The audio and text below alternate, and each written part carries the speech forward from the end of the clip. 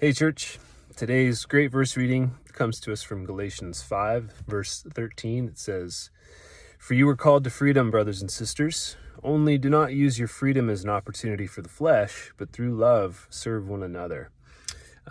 Verse 14 goes on to say, "For the whole law is fulfilled in one word, you shall love your neighbor as yourself."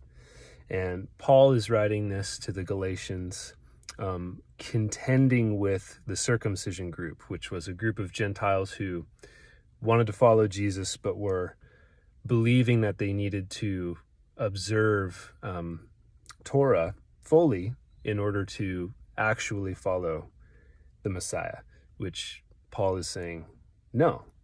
The whole of the law is fulfilled in love, right? Loving one another as ourselves, loving the Lord your God with all your heart. And,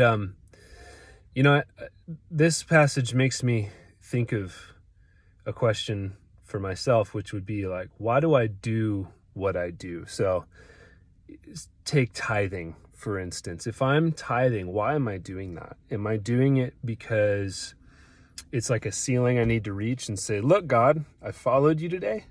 Or is it that I'm standing on the ground of my salvation, on the ground of Jesus and what he's done for me? And I'm doing this action from a place of love and gratitude, and not as a means to prove my righteousness, but as an action taken in trust grounded obedience, right? In faith. And I think it's a worthy question to ponder, because Paul says we're free.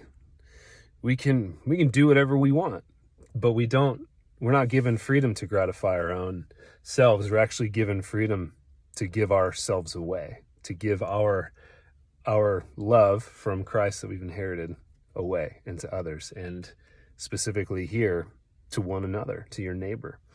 So yeah, why do you do what you do? Why do we do what we do? Do we do it to prove to ourselves that we're following Jesus, or do we do it because it's trust grounded obedience in who Jesus is and in what he's done, and just in faithfulness to him?